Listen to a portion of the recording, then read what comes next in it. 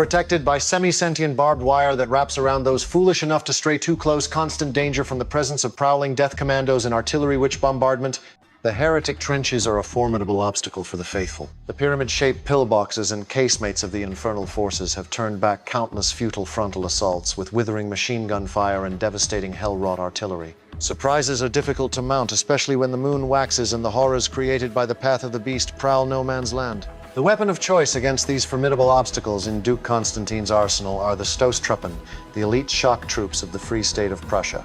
Even in this nation known for their militaristic ways, the Stosstruppen are the elite. Chosen from mountaineers and veterans of the fierce battles against the northern heretics, with the cream of the combat engineers and marksmen mixed in. They are called the Duke's Spear, for their speciality is to pierce the enemy lines and clear the path for the reserves. The training and selection process is ruthless. Athleticism is emphasized, as is the ability to rapidly advance over any kind of terrain. Just as important is to learn how to make use of both camouflage and even the tiniest bit of terrain for cover. They learn to hit their targets in total darkness and train wrestling with hulking communicants. But the most important selection criteria is to have iron in your soul. To engage with the armies of the damned in close quarters combat requires a certain kind of soldier, one who is willing to detonate their last grenade when their own innards have been ripped open by the claws of a war wolf, or wrestle a heretic anointed and look into their eyes, see the hellfires raging there, and not to flinch but bring their trench club down. As the Stosstruppen gather for an attack, no sound is heard. Each assault has been carefully practiced, and any signs needed are given with hand signals. Heavy weapons of the unit open the assault, scattering the enemy and forcing them to take cover. Then it is a mad dash across no man's land. Violence commences as the flamethrowers sweep the exposed enemy, followed by a flurry of grenades into trenches and dugouts. Then the assault groups spread out like the wings of an eagle, clearing the trenches, sweeping behind the enemy lines and disabling lines of communication as well as any rearguard defensive units.